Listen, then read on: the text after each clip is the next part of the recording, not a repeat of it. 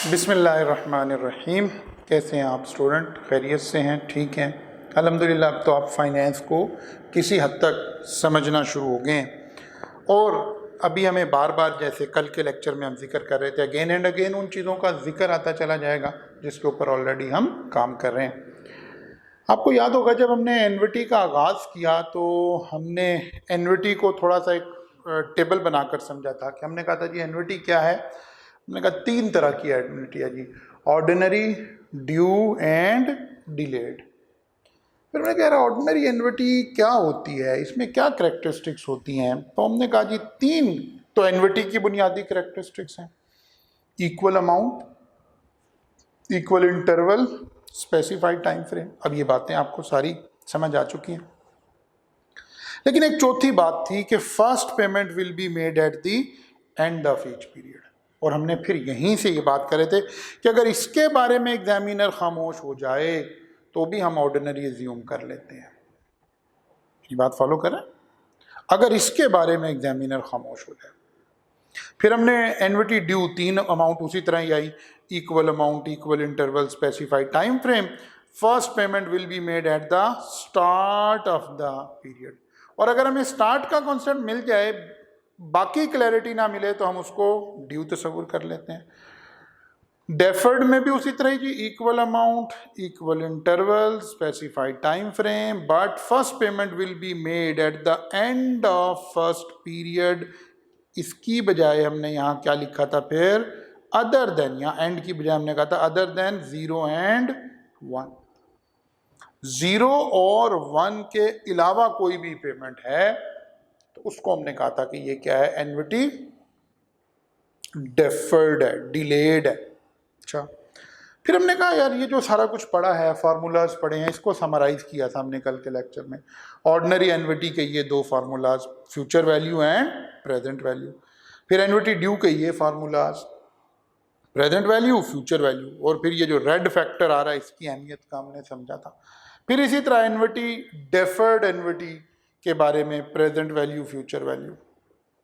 ये 6 फार्मूलाज हमने अंडरस्टैंड किए थे।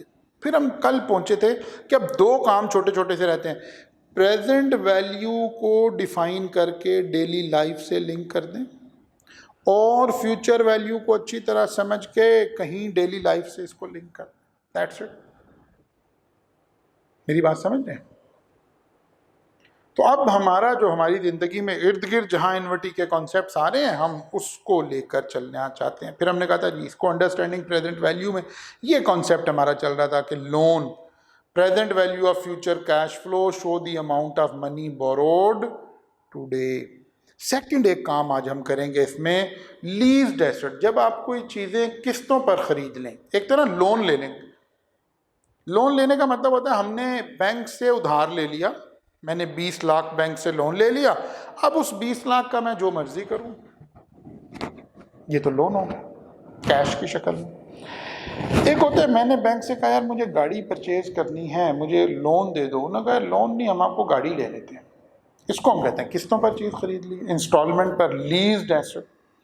लीज्ड एसेट में आपको याद है, कोई अगर छोटी मोटी चीज़ ज़िंदगी में आप कहीं भी कोई चीज़ इंस्टॉलमेंट पे, किस्तों पे मिल रही है, आप उसको देखें तो एक छोटी सी अमाउंट हम वहाँ शुरू में जमा करा देते हैं, जिसे डाउन पेमेंट कहते हैं, जिसे आप सिक्योरिटी कहते हैं। तो कॉस्ट ऑफ लीज्ड एसेट, अगर कोई बाइक आपने देखा कि कैश पर बाइक मिल रही है 40,000 रुपये की, आपने किस्तों पर देखा कि 60,000 की पड़ती है।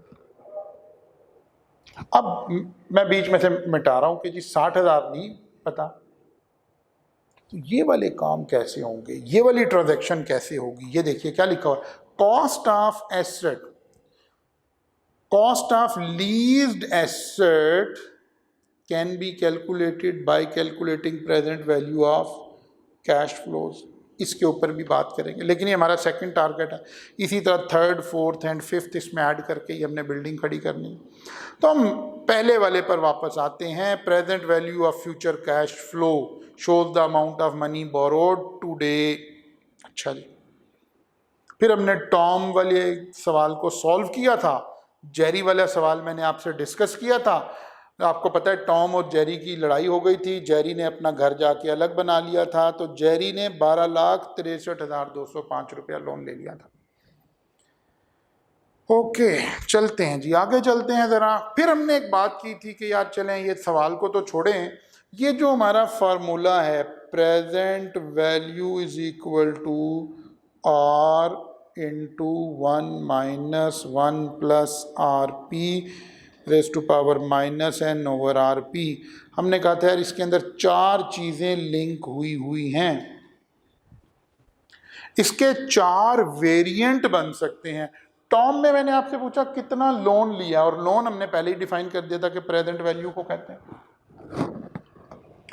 इसका मतलब है प्रेजेंट वैल्यू कैलकुलेट करनी थी। जरा गौर करें मैं क्या कह रहा हूं। जेरी ने कितना लोन लिया था इस सवाल में, आपने ये कैलकुलेट किया 12,63,000। अब मैं रिवर्स बात करता हूं। जेरी ने लोन ले लिया 12,63,205 रुपए। बताएं कितनी किस्त पे करे कि 20 साल में लोन उतर जाए। Variant variant variant.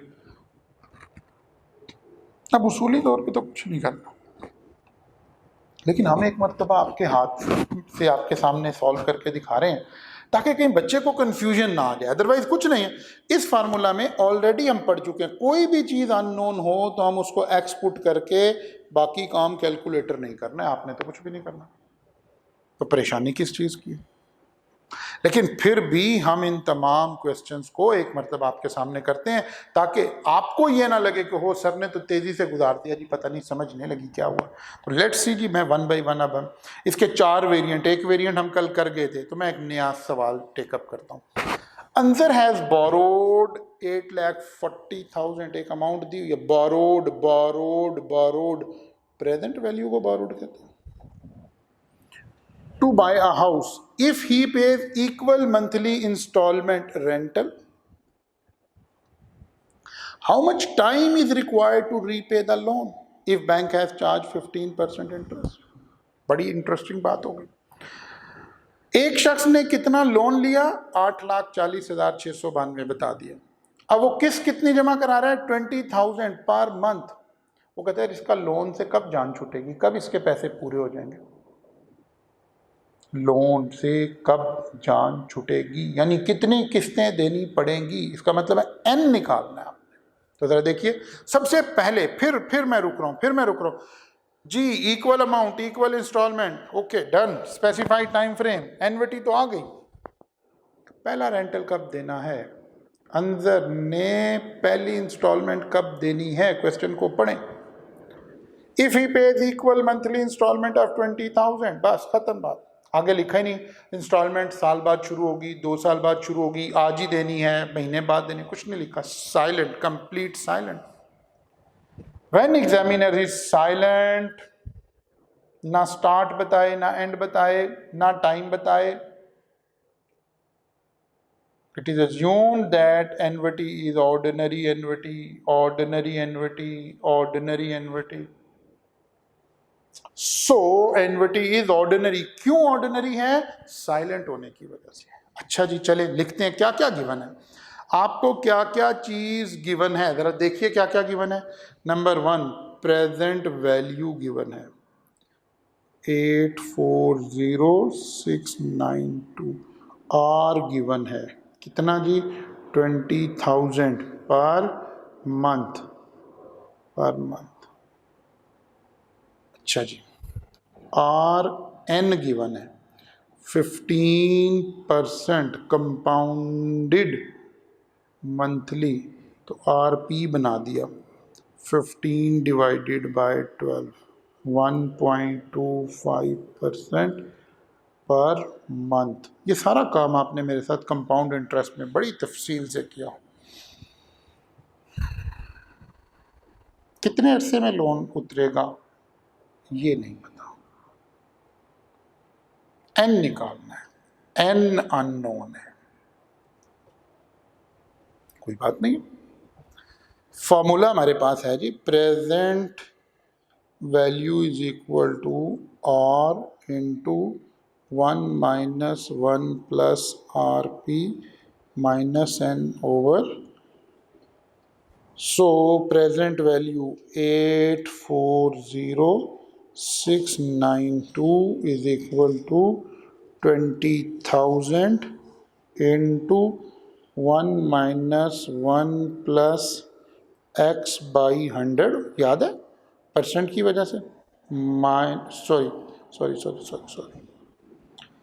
x तो गिवन है, ये तो गिवन है, इसका तो रेट तो गिवन है, हमें रेट का तो मसला नहीं है। यहाँ तो आएगा 1.0125, ये x है, माइनस x ओवर 0.0125। बात समझ गया? x तो गिवन है ना, आर पी गिवन था।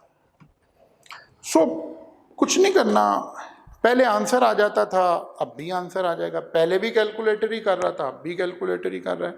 तो वेरिएंट वाले क्वेश्चन में आपने घबराना नहीं है, परेशान नहीं होना आपने। अच्छा जी, 840692 इज इक्वल टू कैसे लिखते थे? Alpha shift. Okay, 20,000 into division का फंक्शन ले लिया, 1 minus 1.0125 raise to power minus X alpha के जरिए से, ठीक है ना।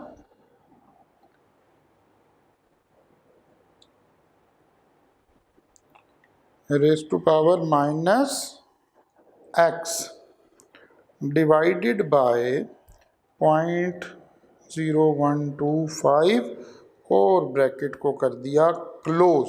और अब आपको पता है, हम इक्वेशन सॉल्व करें तो क्या करेंगे? शिफ्ट, उसके नीचे सॉल्व और फिर इक्वल। अब आपको पता है कैलकुलेटर यहाँ थोड़ा टाइम भी ले लेगा आपका। तो आपके पास x आ गया जी, x is equal to 60 and x mean rental 60 है। 60 दफ़ा हम पेमेंट करेंगे, और पेमेंट कैसे कर रहे हैं? मंथली। अब हो सकता है नीचे मंथ ही लिखे हों, 8 मंथ 12 मंथ, और अगर नीचे ईयर लिखे हैं तो हम इसके ईयर बना लेते हैं। Years is equal to 60 divided by 12, 5 years. इसका मतलब है 5 साल में ये पेमेंट हो रही है मंथली। अगर 5 साल वैसे कहता तो हम 5 इंटू 12 करके भी हमने 60 पर ही पहुंचना था ना।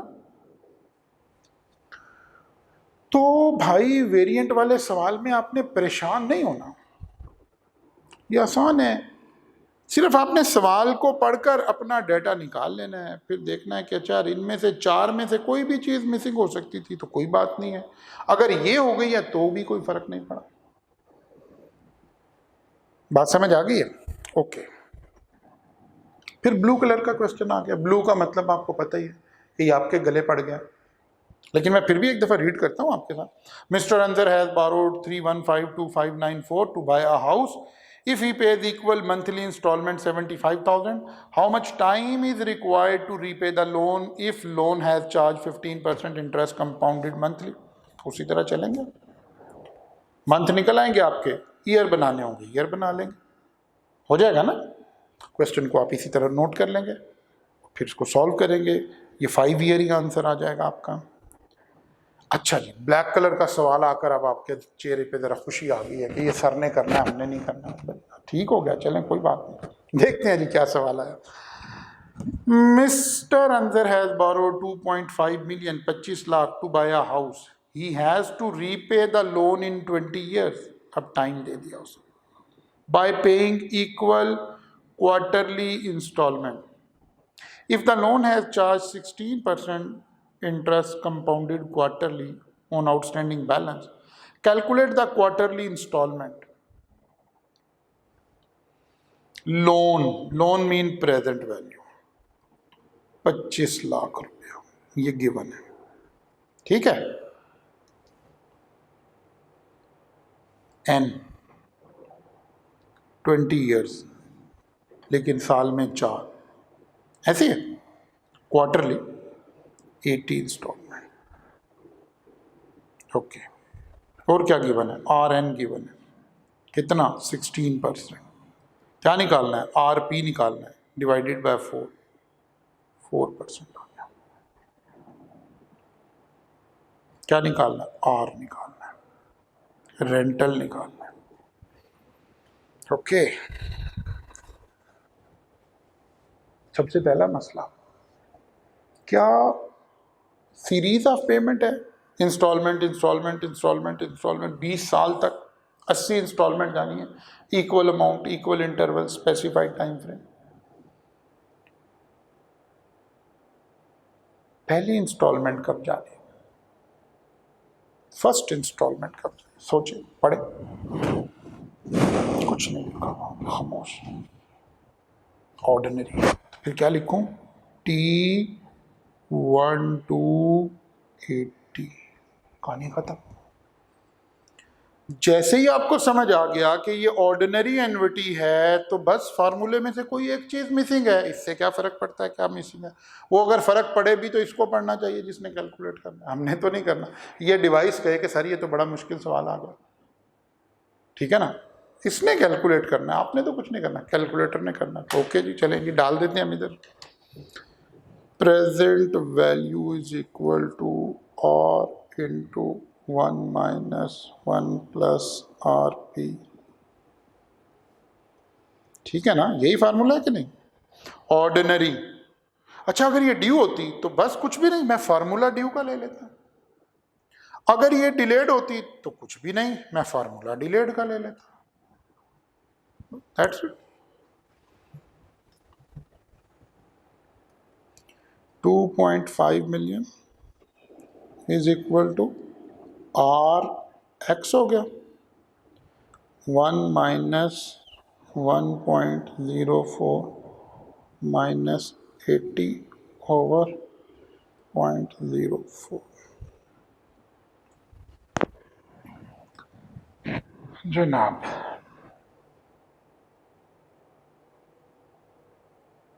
क्लियर है कि नहीं, ओके है ना, ओके। चलिए, किसने करना है, इसने करना। 2.5 million is equal to alpha X, अच्छा जी, alpha X into division 1 minus bracket शुरू 1.04 रेस टू पावर माइनस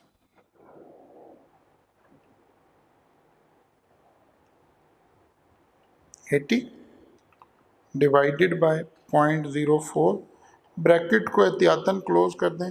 अब क्योंकि इक्वेशन सॉल्व कर रहे हैं तो ये वाला इक्वल से नहीं गुजारा चलेगा, शिफ्ट सॉल्व इक्वल, और थोड़ा सा कैलकुलेटर फिर आपका टाइम भी ले रहा होगा। तो इंस्टॉलमेंट आ गई जी हमारे पास 104,535, 1,04,535 रुपये की इंस्टॉलमेंट आ गई आपकी। ओके, चलें, ठीक हो गए। ब्लू कलर का सवाल है, आप समझ तो गए होंगे, हाँ जी, सेम सवाल है आपकी प्रैक्टिस के लिए, आप इसको सॉल्व करेंगे, नोट कर लें आप इसको, ठीक है ना। ओके, आगे चलते हैं। Mr. Anzar has borrowed 3152594 to buy a house. Borrowed means present value. तो प्रेजेंट वैल्यू गिवन है कितनी, 3152594। He has to repay a loan in 60 monthly installment, n given है 60 number of installment of ₹75, r given है कितना जी, 75,000। Find the rate of interest, R P निकलेगा, हम फिर are N में कन्वर्ट कर सकते हैं उसको, ये आपको पता ही है, पहले भी हमने इंटरेस्ट में बात की हुई। फार्मूला से आरपी निकलेगा बिकॉज हम आरपी यूज करते हैं। ओके, कोई बात नहीं, आरपी और आर एन को मल्टीप्लाई भी करके देख लेंगे, चलें आते हैं। Okay, present value is equal to R into 1 - 1 + RP over RP. 3152,594 is equal to R is 75,000 into 1 - 1 plus X over 100 raised to power -60 over X over 100। अब ज़रा तवज्जो कर लें। आपको पता है ये बात हमने कंपाउंड इंटरेस्ट में भी पढ़ी हुई थी कि x को फिर हमने परसेंटेज में लिखना है ना, तो ओवर 100 करके लिखना पड़ेगा। Okay, 3152,594 is equal to 75,000 bracket start, division का function start, 1 minus bracket start 1 plus division का function alpha x divided by 100 bracket करें क्लोज, इसकी ले पावर -60। अब आए नीचे वाले उस पर, यहाँ भी डिवीजन का लें फंक्शन x ओवर 100 और ऊपर जाकर मेन ब्रैकेट को क्लोज करें। थोड़ा सा ट्रिकी हो गया, लेकिन कैलकुलेटर ने करना है, आपने कुछ नहीं करना। शिफ्ट सॉल्व इक्वल,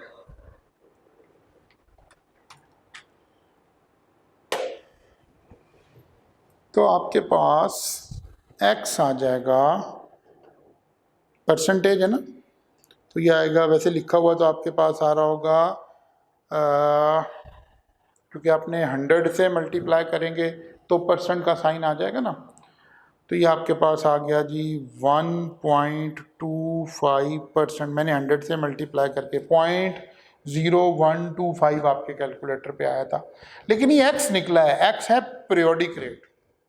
पीरियोडिक को नॉमिनल में कैसे कन्वर्ट करें? पीरियोडिक को नॉमिनल में कैसे कन्वर्ट करें? पर क्या था, find the interest rate charge by bank on the credit line. कितनी इंस्टॉलमेंट है? 60। इसका मतलब है हमने मंथली पे किया है, तो नॉमिनल 1.25 मल्टीप्लाइड बाय, यह आ गया 15%।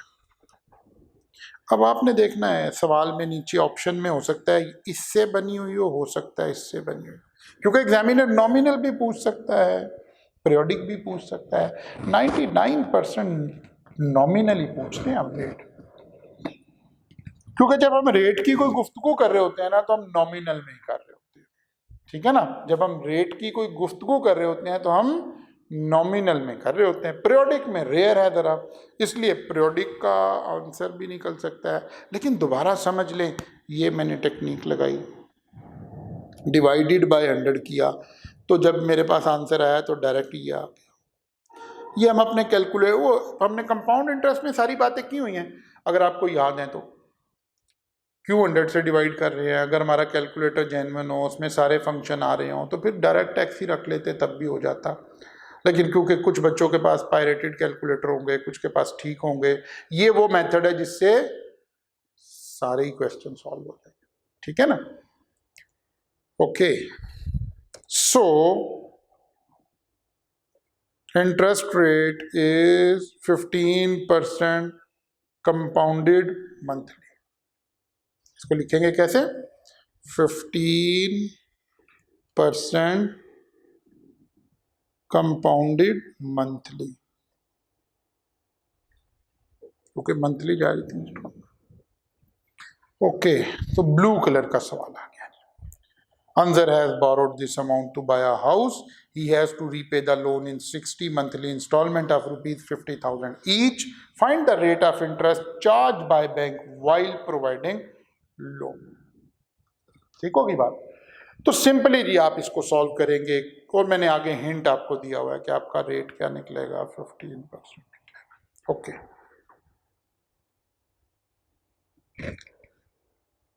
Tom has borrowed some money to buy a house. Tom ने दूसरी शादी कर ली है, जेरी तो अलग हो गई थी, अब फिर दूसरी बेगम के लिए अब टॉम ने अपना घर खरीदना है। Okay, Tom has borrowed some money to buy a house if he has paid equal monthly installment of rupees 25,000 starting from 2 years for a period of 20 years। ओह, बड़ी जबरदस्त बात है। अभी तक सारे सवाल में क्या था, examiner silent silent silent silent silent. अब एग्जामिनर साइलेंट नहीं है, बोल पड़ा है, वो कहता है पहली पेमेंट कब होगी, starting from 2 years for a period of 20 years to repay the loan। अब ऑर्डिनरी नहीं रही, ऑर्डिनरी नहीं रही, ऑर्डिनरी नहीं रही, बिकॉज एग्जामिनर ने क्लियरली डिफाइन कर दिया starting from 2 years for a period of. बात समझ आई है? जैसे ये आ गया तो वो जो हमारा चल रहा था स्टाइल खत्म हो गया। अब एग्जामिनर जो कह रहा है वही एनविटी बनेगी। Tom has borrowed some money to buy a house if he pays equal monthly instalment are given at 25,000 and 20 years में पैसे पे करने हैं। इंस्टॉलमेंट क्या है, मंथली, 20 इंटू 12 240 इंस्टॉलमेंट आ गई, एन आ गया, और एन है 15% कंपाउंडेड मंथली, तो आर पी आ गया 1.25% पर मंथ। ऐसे ही है? ओके ओके, क्या निकालना है, प्रेजेंट वैल्यू निकालनी है। एक बात, एन्युटी शुरू कहां से हो रही है, ordinary annuity starting from year 2, 2 साल का आखिर का मतलब है 24th मंथ से शुरू हो रही है। चलें आगे जहाँ तक भी जा रही है उसकी हमें इतनी ज़रूरत नहीं होती।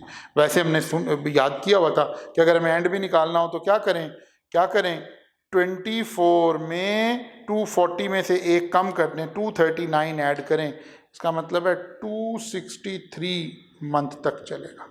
ये तो ज़रा टाइमलाइन की बात आ गई। Start month 24 means end of year 2, और ये 20 साल, इनके दरमियान में 20 साल का गैप है, 20 ईयर्स। ऐसी है ना? अच्छा, प्रेजेंट वैल्यू निकालनी है तो फिर डी भी बताना पड़ेगा। डी क्या हुआ फिर हमारा जनाब Ali, D is equal to, इससे एक पीछे 23 डी आ गया। अब सब लॉजिक समझ आई है, सब लॉजिक समझ नहीं आई है, जो मर्जी हुआ है। हमने प्रेजेंट वैल्यू निकालनी है डेफर्ड एन्युटी की, डिलेड एन्युटी की, तो खत्म हो गई बात। डिलेड डिलेड डिलेड, क्योंकि ना 0 से शुरू हो रही ना 1 से शुरू हो रही, delayed annuity. Okay, so present value is equal to और into 1 minus 1 plus RP into 1 plus RP raised to power minus D। वो टूल, क्योंकि 0 पर नहीं पहुंचेंगे ना, जब हम अपना ब्लैक वाला फार्मूला लगाएंगे तो वो तो हमें इससे एक पीछे लाके खड़ा कर देगा 23 पे। अब 23 से हमें तो कहाँ आना है, 0 पर आना। ये बात हमने बड़ी अच्छी तरह बात की। ओके जी, R is 25,000 into 1 minus 1.0125 minus 240, 20 साल, over 0.0125 into 1.0125 raise to power minus 23। 23 कहाँ से है, 24 से शुरू हो रही है, डी उससे पिछले वाले को कहते हैं 23। आपने क्या करना है, कुछ नहीं करना, कैलकुलेटर ने करना है। ओके, 25,000 इनटू पहले डिवीजन का ले लें function, 1 minus bracket start 1.0125 raise to power -240 divided by 0.0125 bracket close. और अब अगली ब्रैकेट शुरू करने से पहले वही वाली बात, जिन बच्चों का कैलकुलेटर नहीं करे, कुछ के कर जाएंगे ना, तो आप मल्टीप्लाई का निशान लगाएंगे तो सभी के कर जाएंगे, into 1.0125 raise to power -23। Bracket के दोनों, इन दो ब्रैकेट्स के दरमियान हमने कैलकुलेटर पे मल्टीप्लिकेशन का साइन भी लगाया है। रीज़न, बाद दफ़ा हमारा कैलकुलेटर इसके बगैर सॉल्व नहीं कर रहा, due to some reason, pirated calculator is the main reason. Answer आ गया जी 1426717।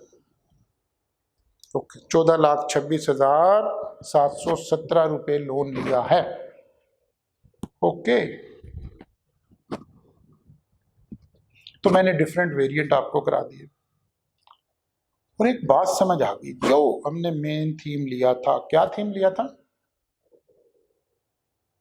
कि जो किस्तें हम वापस कर रहे हैं उसकी प्रेजेंट वैल्यू निकालें तो अमाउंट ऑफ लोन आ जाती है, इसी की थी ना बात। ओके, फिर ये वही सेम प्रैक्टिस आपके लिए आ गई। आप इसको, Jerry has borrowed some money to buy the house and sum सिर्फ क्या है, अब टाइम गिवन है, स्टार्टिंग कब से होगा, to repay the loan starting from year 3, month year 3 36 to नहीं क्वार्टरली है 12 बन गया, तीसरा साल है ना। अब साल ऐसे देखें, मैं ये आज नाउ, ये ईयर 1, ये ईयर 2, ये ईयर 3, मैं आपको यही तो कर करके दिखा रहा था जब टाइमलाइन सिखा रहा था। अब ईयर के बनाने हैं क्वार्टर, ये बना क्वार्टर 1, क्वार्टर 2, क्वार्टर 3, ये बन गया क्वार्टर 4, 5 6 7 8 9 10 11 12। तो ये हमने ईयर तो नहीं ना बोलने, हमने तो क्वार्टर बोलने हैं। तो 12 क्वार्टर से ओनवर्ड 20 साल, 20 20 इंटू 4 80 क्वार्टर, तो 12 प्लस 79 कहाँ तक जाएगा, क्वार्टर नंबर 91 तक जाएगा। ठीक है कि नहीं बात, देख लें दफा, पढ़ लें। ओके, अब आते हैं जी जरा सेकंड कॉन्सेप्ट की तरफ, वो मैंने उधर आपको समझाया था। क्या लिखा हुआ जी, cost of leased asset can be calculated by calculating the present value of cash flows. जब आप कोई चीज किस्तों पर लेते हैं, इंस्टॉलमेंट पर लेते हैं, जिसे हम लीज बोलते हैं फाइनेंस की टर्म में, आप किस्तें पे कर देते हैं, चीज आपकी हो जाती है। आपने बाइक किस्तों पर खरीदी, अगर आपने सारी किस्तें पे कर दी, at the end of the time आप बाइक के ऑनर हो गए। शुरू में आप बाइक के यूजर थे, मालिक वो कंपनी थी जो आपको किस्तों पर दे रही थी। अगर आप कभी बाइक का अपने डॉक्यूमेंट निकाल कर देखें ना, उस पर नाम भी उसी का लिखा हुआ है जिससे आपने लिए, बैंक का, लीजिंग कंपनी का, या कोई आपके इलाके में किस्तों का कारोबार कर, उस बंदे के नाम पे बाइक, आपके नाम पे नहीं है। जब सारी किस्तें पूरी हो जाएंगी फिर ये आपके नाम पे ट्रांसफर हो जाएगी, आपकी हो जाएगी। हम कह रहे हैं अच्छा यार, एक बाइक मैंने खरीदी, मैंने हिसाब लगाया, बैंक वाला कह रहा है मुझे, जिससे आप बाइक लेने जा रहे हैं, वो कह रहे हैं भाईजान आप मुझे अभी देंगे, डाउन पेमेंट देंगे 10,000 रुपया, और फिर मुझे किस्तें देंगे 5,000 रुपया हर महीने, ठीक है, किसी एक अरसे के लिए। चले मैं थोड़ी किस्त कम कर देता हूँ, 5,000 ज़्यादा होगी, 3,000 अगले 18 महीने तक आप देंगे। 1.5 साल की किस्तें उसने बना दी, तो 18 इंटू 3,000, ये 54,000 आप किस्तों की शक्ल में देंगे।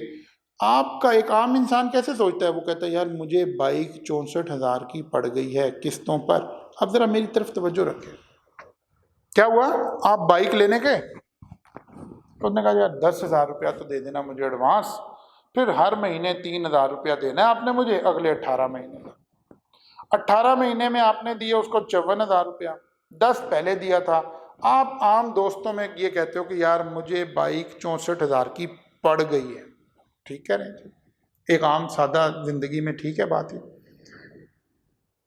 मैं आपसे एक सवाल करता हूं, अगर आपकी जेब में पैसे होते तो ये बाइक थी कितने की? अगर आपकी जेब में पैसे हैं तो आप काउंटर पर जाते हैं, बाइक पर, गाड़ी पर, कोई भी चीज जब आप खरीदने जाते हैं तो वो जितने की मिल रही है उसको हम क्या कहते हैं? Today's value, current price, present value. यानी पैसे दें, चीज ले जाएं। बाइक के पैसे दे दें, बाइक आपकी हुई, अभी से ही आपकी हुई, ले जाएं। लेकिन अगर आप पैसे पूरे नहीं दे रहे तो फिर तो आपको, इसका मतलब है टेक्निकली क्या हुआ, इस वक्त पैसे बाइक के उस बंदे ने दे दिए आपकी जगह। अब आपने पैसे उससे लिए हैं तो फिर उसका उसे रेंट भी दे रहे हैं आप इसी वजह से। बात समझ रहे हैं? अब अगर हमें रेंट पता हो, ये पता आपने बाइक 10,000 पैसे एडवांस में दिए थे, 3,000 रुपया हर महीने 18 महीने तक दे रहे हैं। अब मैं घर बैठकर देखना चाहता हूं यार ये बाइक अगर पैसे होते तो कितने की आती। इसको क्या कह रहा हूं मैं? कॉस्ट ऑफ लीज्ड एसेट, कि जो किस्तों पर आपने चीज ली है, आपने 64,000 खर्चे हैं। मैं घर बैठा अंदाजा लगाना चाह रहा हूं ये मुझे कितने की मिलती अगर मेरे पास पैसे होते, या अगर आप ही उसी वक्त पैसे दे देते तो कितने की मिलती भाई है। हम ये कैलकुलेट करना सीख रहे हैं।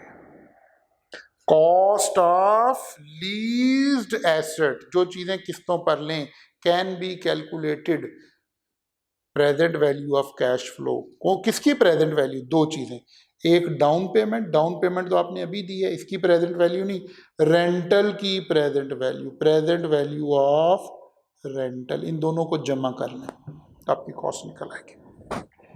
बस इसी के ऊपर हमने थोड़ा सा सवाल बनाते हैं तो बात आपको थोड़ी और क्लियर हो जाएगी। देखिए जी, अस्क्री लीजिंग, लीजिंग कंपनी किसको कहते हैं? ऐसा इदारा जो आपको चीजें किस्तों पर बेच रहा होता है, ठीक है ना। Askari leasing is offering Toyota Prius against down payment, वही एडवांस। वो कहता है जी 5 लाख आप गाड़ी के मुझे अभी दे दें, एंड मंथली रेंटल 45,000 का रेंटल देते जाएं for a period of 5 year. If leasing company is charging interest 15% compounded monthly, what is the cost of Toyota Prius? अब देखें, एग्जामिनर आपको मुंह से नहीं कह रहा कि भाई मुझे प्रेजेंट वैल्यू चाहिए या किस किस चीज़ की नहीं, उसने कहा मुझे कॉस्ट बताइए गाड़ी अगर आपकी जेब में पैसे होते तो कितने की मिलती। अच्छा, अगर मैं वैसे सोचें 1 मिनट के लिए, हमें गाड़ी पड़ेगी कितने की? मैं ऐसे ही आपको समझाने की बात, 5 लाख आप दे रहे हो शुरू में, है ना, डाउन पेमेंट, और 45,000 मंथली दोगे 5 सालों तक, यानी 60 रेंटल बन गए। ओके, 45,000 इंटू 60 प्लस 500,000, तो ये आपको 32 लाख रुपए की गाड़ी पड़ी है असल में। बात मेरी समझें? 32 लाख, 3.2 मिलियन हमारे खर्च हुए हैं, लेकिन अगर हमारी जेब में पैसे होते तो गाड़ी कितने की मिल जाती। अब हम आए कॉस्ट ऑफ लीज्ड एसेट, कैसे निकलती है? एक डाउन पेमेंट, वो तो हमें पता चल गई 5 lakh, plus present value of rental, rental कितना है? अब देखें आर कितना है, 45,000, एन कितना है, 5 साल 60, आर एन कितना है 15%, आर पी कितना हो गया 1.25%। पहला रेंटल कब देना है? ढूंढें जी, पहला रेंटल कब दे रहे हैं? पढ़ें सवाल को। First rental, when you will pay the first rental? Silent silent silent, 80-90% सवाल साइलेंट होते हैं। इसका मतलब है ऑर्डिनरी एन्युटी। क्या लिखूं फिर मैं? T1 to 60, तो बस बाकी सारी कहानी रह गई, सब किस्से ही थे, सब कहानियां ही थी, बाकी तो प्रेजेंट वैल्यू निकालनी है। आइडेंटिफाई हो गई है किसकी प्रेजेंट वैल्यू निकालनी है, ऑर्डिनरी एन्युटी की। तो कैसे निकालूं जी, present value is equal to R into 1 minus 1 plus R P minus N over R P.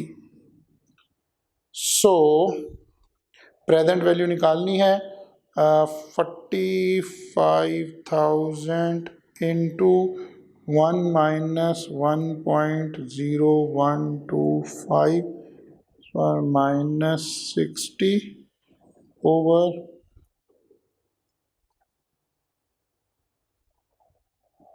Okay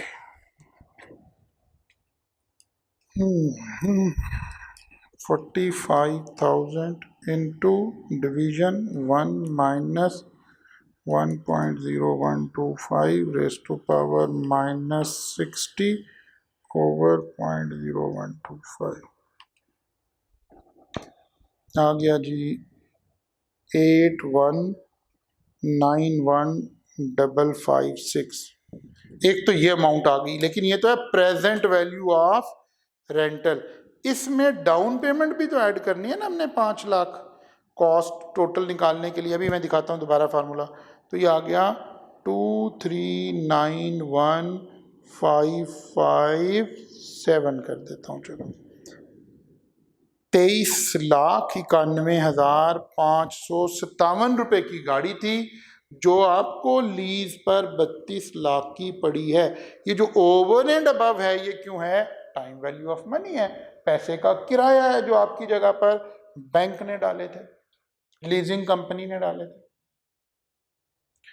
तो अगर हमें रेंटल पता चल जाए, डाउन पेमेंट पता चल जाए, तो हम उनकी प्रेजेंट वैल्यू लेकर मालूम कर सकते हैं कि टोटल कॉस्ट कितनी है। अच्छा, आप में से कोई बच्चा पूछ सकता है कि सर आपने डाउन पेमेंट की प्रेजेंट वैल्यू क्यों नहीं ली। प्रेजेंट वैल्यू तो उसकी लेते हैं जो फ्यूचर में हो।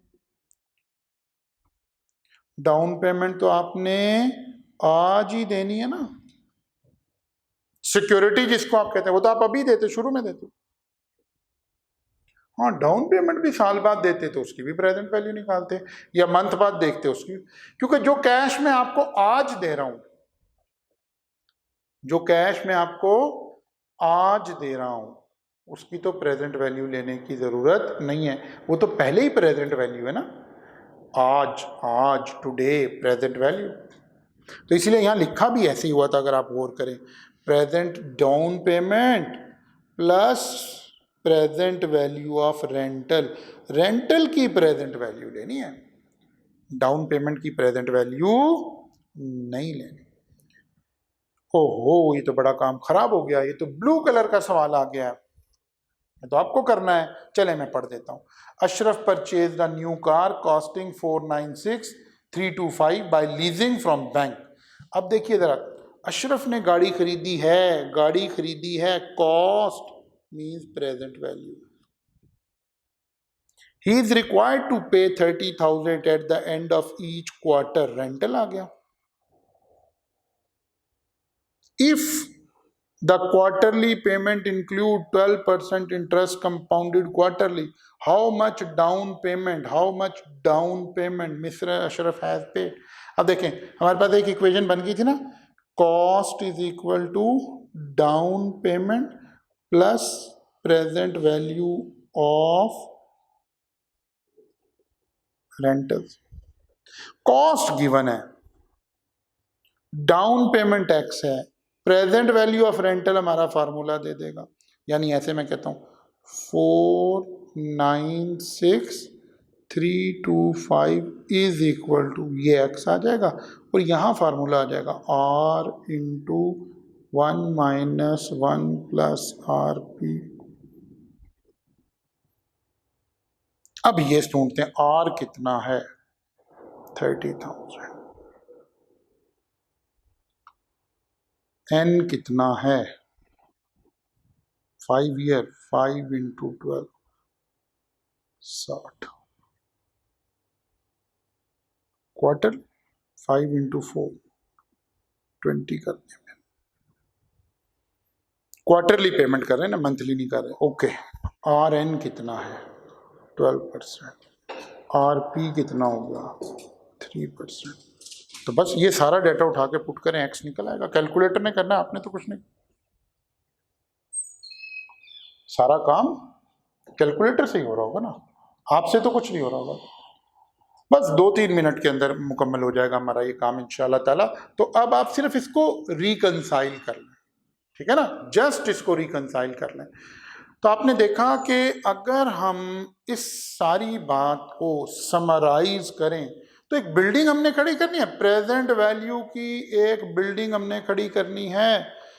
इस बिल्डिंग में हमने और भी चीज़ें डालनी है, 4-5 स्टोरी की बिल्डिंग बनानी है, लेकिन ये 2 बातें आज हम किसी ना किसी हद तक कर पाए हैं, ठीक है। एक, अगर लोन लिया है तो लोन की अमाउंट कैसे पता चले, और एक कॉस्ट ऑफ लीज्ड एसेट की अमाउंट कैसे पता। तो बस फाइनेंस है, थोड़ा रुक भी जाते हैं, रोज आपको समझाने की कोशिश में लगे हुए हैं। उन सवालों को करें जो भी मैं करवा रहा हूँ, कॉन्सेप्ट को क्लियर कर लें, कॉन्सेप्ट को क्लियर कर लें, फिर बिल्डिंग ऊपर खड़ी कर लेंगे, फिर उसके मुताबिक आगे चलेंगे अल्लाह ने चाहा तो, ठीक है ना। सबसे पहले अपने कॉन्सेप्ट को क्लैरिटी में लेकर आइए, वहाँ से हम आगे चलेंगे और ये काम बड़ी आसानी के साथ अल्लाह ने चाहा तो आपको समझ में आ रहा होगा इंशाल्लाह जी। यहाँ से आगे चलेंगे और मुलाकात होगी। तो जनाब आज का लेक्चर यहीं ख़त्म करते हैं। Thank you very much.